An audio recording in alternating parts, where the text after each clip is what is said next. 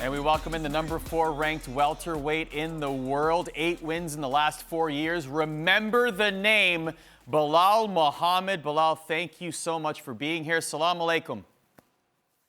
Alaikum assalam, my brother. Appreciate you for having me. I know there's so much to talk about your career and so much about the future, your immediate future, but I want to relive last year. And you fighting Vicente Luque, an important fight for you in your career. It happened during Ramadan. You were fasting throughout the entire process. Now, I was fasting as well, and I was a hangry dude. I was irritable. I couldn't even imagine going to the gym, let alone training for a UFC fight at the top of your level. Like, can you just take us through, like, how does one fast while training for athletic competition like this? It's really hard. I'm not gonna lie to you. I always tell myself, and I tell my coaches, all right, this is the last year. No more times, because I've had 3 camps during Ramadan, so I got a good process through it, and I got it down to what works and what doesn't work for myself. But when I call you for a main event spot, you're not gonna turn it down. You're never gonna say no. And it was an opponent that I've had before, so the opportunity was just too big. So for me, this time around, I think, having gone through it multiple times, I think I perfected it pretty much for this camp. A lot of this thing is just knowing what you're putting into your body. You got to know the right thing. So every night, we're fasting from sunlight to sunset. So right before I wake up in the morning, we usually wake up at 3 a.m., 4 a.m., and I'm putting all the right liquids right into my body. So I'm trying to get at least 1 Pedialyte in and at least half a gallon to a gallon of water in that time frame. So I usually probably wake up an hour early before the sunrise, and so I get a good meal in. I get my liquids in the right way because I know I'm going to be sweating out a lot during the practices. So that morning, I'm waking up at sunrise, hour before. I'm getting my breakfast ready. I know I'm having at least some sort of protein, usually eggs, turkey bacon. I'm getting right carbs in myself, so I want to have white potatoes, white rice, something that's going to digest faster and something that's not going to just make me feel heavier during the training sessions. So I want something that's going to give me the right type of energy, the good type of energy, but also I still have a fight and I need to make weight, so I can't overdo it and have the sweets, have the cereal, have the stuff that's really not the empty calories that most Muslims love to have during Ramadan. It's like that's where we live. We use that excuse. Oh, I fasted all day. I could have some sort of dessert. For me, no dessert. I'm being healthy the whole way through. So my first training session is usually at 10 a.m. Okay. So in the morning. So you're training while you're fasting, like in the middle of fasting. You're not having any, like, just for reference, there's no liquids, there's no eating. You're training during this time as well. Yes, yeah, I'm training during it. So wow. the first week, it's very hard. The first 2 to 3 days, I think your body starts adjusting and getting used to it. I had the right teammates, the right people around me that know me. I'm a guy that's hard-headed and always wants to push through. I don't want to look soft. So no matter what, I'm going to try to push through the tiredness, the soreness, the thirstiness. And I have a great group of teammates around me that, hey, they're not going to drink water in front of me. They see me not drinking. They see me not eating. They know all right, not let me put all my weight on top of you. Not let me go 100% to try to kill this guy because he hasn't eaten anything. So I have a great respect for my teammates, and that's what you really need, the good support system around you. So my practice is at 10 a.m. We have an hour to 2 hours. Usually that first practice, either light drilling or pad work with my coach and the teammates. And then during the rest of the day, it's like, all right, a rest period. And then I'm doing some sort of weightlifting in the middle, probably like around 5 o'clock. Very light weights, nothing crazy. Because like I said, I didn't have nothing after that first practice, no water or protein after that first practice. So I'm trying to get weights in right before I'm going to be breaking my fast. So right after I do my weight session, break my fast. Still, you got to be very smart because I'm putting a small meal in. You don't want to overdo it to where I can't do nothing else for the rest of the night because I do have another session. So it's another lighter meal. making sure I replenish all my liquids. So I'm weighing myself in the morning, and I'm knowing what I sweated out, and I'm trying to put that amount of weight back on myself with the liquids. A lot of water, a lot of salt, a lot of sodium, so it stays in to absorb the electrolytes, but good electrolytes, not sugary drinks like Gatorade or anything. I'm trying to drink Pedialytes. Another good company that I'm working with now is the salts, the what's called regular sports salts that are giving you the right energy, the right things for you. So I'm using a lot of those. And then, like I said, another rice, potato, protein, and then I'm having another session an hour after that. So usually after that third session today, then I'm done. I go to the mosque. It's pray time. Yeah. We're praying for about an hour for the rest of the night. Usually during Ramadan, you have a lot of family come over. You see a lot of friends, family. We're usually hanging out. So it's late nights. Late night, probably midnight-ish. When I'm not doing a strength conditioning in the middle of the day, I'm doing late night conditioning. So it's either a longer jog at midnight and right before I'm going to bed. Hit the long jog. Usually I'll have my family or a couple friends that'll go on it with me because, like I said, a lot of people use that excuse. It's Ramadan. They don't want to work out.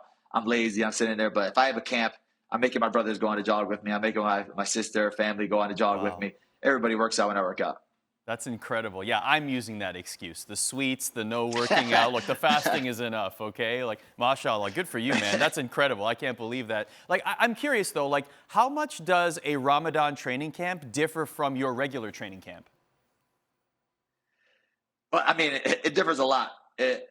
Based off of just how my body feels, I think mentally I'm in a different place for during Ramadan because, it's not just fasting for food and water. You're fasting from a lot of the negative things you used to do. You try to not to, if you're a cursor, you try not to curse. If you used to waste time watching TV or something, you're trying to bring yourself closer to God in general. You're trying to bring, you want to read the Quran a lot more. You want to listen to prayers a lot more, not rap music, not stay on TikTok the whole time. So I think your mind's a lot more clear. And for me, it's getting my mind off the fight because, I'm trying to get closer to God. So I'm not going through the stresses of, man, what is my opponent doing? What is this guy doing? What is it? I know he's not doing what I'm doing. I know that he's not fasting. I know that he's not working out without drinking water. So I know that I'm already beating him on that level right now. So that's giving me that that edge that I know he's not doing. And during the regular camp, obviously, I'm replenishing after every practice. I'm drinking in between rounds. It's a lot funner. There's not a hangry bully bee in front of you. But like I said, during Ramadan, I always love it. During this Ramadan that's coming up, I don't have a fight scheduled during it, but I'm still going to be training during the month. But now this time it's going to be a lot sweeter because I get to go home and I get to have my mom's beautiful meals that she makes every night. The sweets. We may be putting on a couple pounds. Yeah, let's go. Speaking of pounds, what does a weight cut look like while fasting? It's a lot of discipline. So, you can't have those things that you're missing throughout the day where I can have little sweets here and there because I know I'm going to burn it off in between. When it's during Ramadan, I don't have any type of cheat. I don't have any type of thing because all that stuff messes up my energy. If I have one bad night or I miss eating the right things when I wake up before the sunrise, that messes up my whole day. That messes up my whole session. So I just got to be very smart with everything I'm putting into my body. I'm working with the right nutritionist. They're telling me, make sure we get this, this, and this, and every single time. So it's trying to be very diligent and smart with everything that I'm doing and a lot more calculated. But like I said, for the most part, a lot of people that haven't gone through Ramadan, they'll assume that everybody should be losing weight, but that's not the case because, you're using that. You're not putting a lot of energy out there. A lot of people don't work out. A lot of people are sitting at home or at work and they come home, they have their meal. And after you have your big meal, your stomach's already shrunk. So you're just laying on the couch. And like I said, a lot of people are using that excuse. I can't work out. I fasted the whole day. I don't have the energy for it. So for the most part, you're having those sweets at night. You're having that. And you really haven't, honestly, if you're really thinking about it, you haven't burned any more calories during the day because you're not doing much. So for me, I'm burning at least 25 to 3,000 calories as I'm fasted. So by the time I break my fast, I had to put those calories back in. But the right calories. They can't be empty calories. They can't be candy. They can't be sweets. They have to be the right things that's going to help fuel my body. It's not eating for taste anymore. It's eating for fuel. Yeah, that's incredible. Okay, I want to talk about, I know you said you had multiple camps during Ramadan. Let's focus on the one last year, because that was a 25-minute fight. You went the distance, you won the fight. It was a main event. It was on ESPN, so there's all these pressures around it, right? But I'm also curious, like, fighting for 25 minutes, which is the first time in your pro career that you fought that long inside of a cage for one fight, right? Like, what were your energy levels like during the fight? Like the fight was at night, so alhamdulillah we were able to break our fast before fighting. Huh. So, but for me, when I'm doing my sparring and during the camps, actually we were very smart with it. We started off with 3 rounds. The first week of fasting, then the second week of fasting, it was getting closer to the fight week. So that second week of the fast, it was all right. Let's see how our energy levels are now. So it was a lighter sparring, and then at night, 9 p.m., that's when I did my harder sparrings after we broke our fast.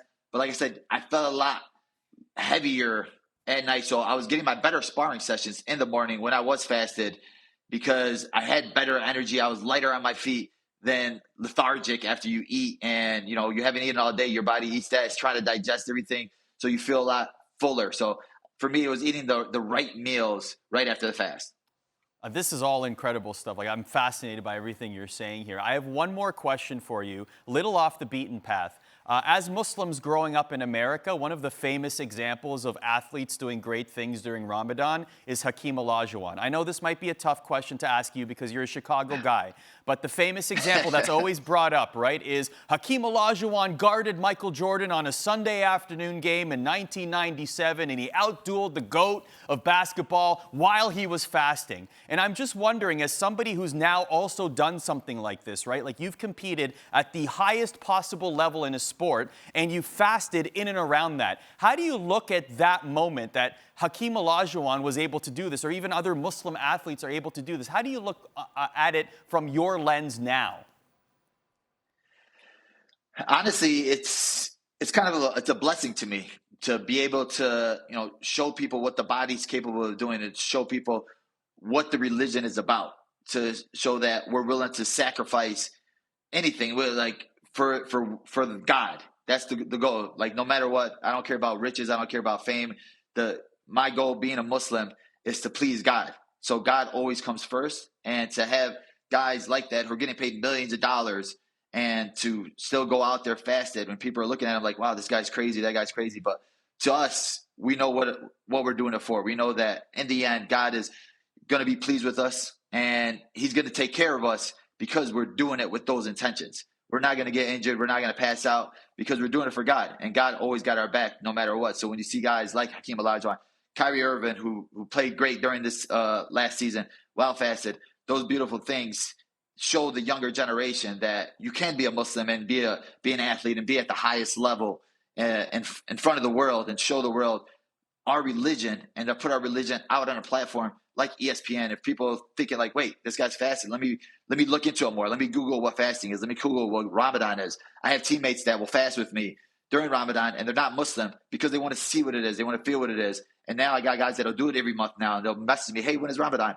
They're still not Muslim, but they just want to be a part of it because it does make them feel better, make them a better person in general. Like, you don't have to be a Muslim to want to fast from, hey, this month I'm not swearing. This month I'm not watching stupid things on TV. I'm not wasting time listening to bad music, rap music, or anything like that. I want to use my time more diligently, bring myself closer to God, bring my mentality better, stronger. You are in that group of athletes that are inspiring a whole new generation. So to you, my friend, I say, mashallah, congratulations on your successes, and for more coming in your career. Thanks for joining us here on Fight Camp. Appreciate you guys, man. Thank you. It means a lot. Thank you for watching ESPN on YouTube. For live streaming sports and premium content, subscribe to ESPN+.